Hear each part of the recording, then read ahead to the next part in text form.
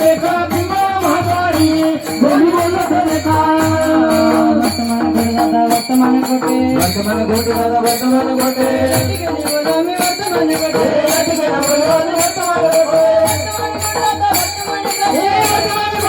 वर्तमान घोटे जीवन मी वर्तमान घोटे